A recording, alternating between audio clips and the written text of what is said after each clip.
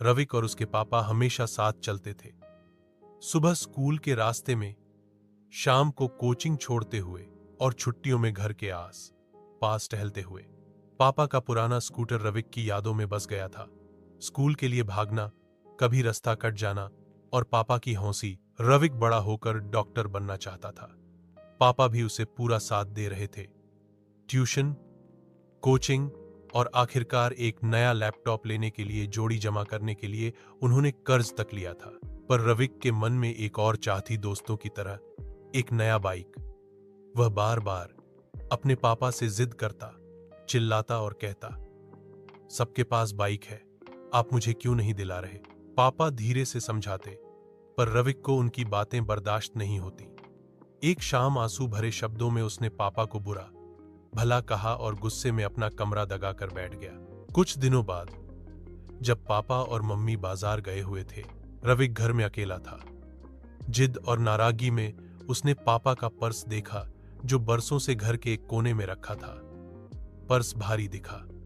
रविक सोचकर भागा, अगर पापा पैसे छुपा कर रख रहे हैं और मुझे बाइक नहीं दे रहे तो मैं खुद ही ले लूंगा।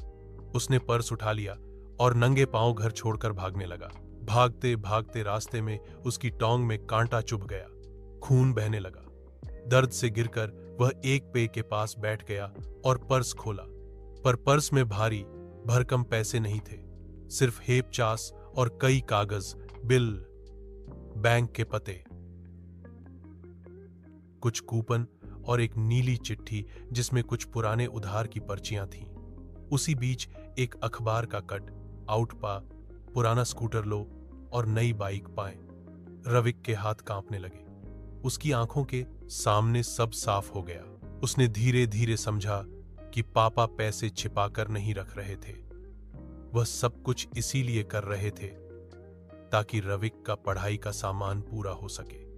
पापा ने शायद अपना प्रिय स्कूटर बेचकर ही लैपटॉप और पढ़ाई के खर्च निकालने की तैयारी की थी।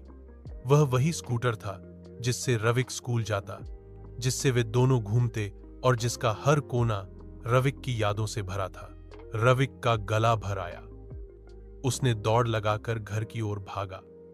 वह सीधे पापा के पास गिर पड़ा और रोते रोते कहने लगा, पापा, मुझे माफ कर दो। मैंने तुम्हें घटिया कहा, मैंने तुम्हारे प्यार को नहीं समझा। पापा ने आंसू पोंछते हुए रविक को गले लगा लिया। उनकी आंखों में भी नम थी। पापा ने कहा, बेटा, तुम्हारे लिए जो सबसे अच्छा होगा वही हम करेंगे, पर उससे पहले समझो, परिवार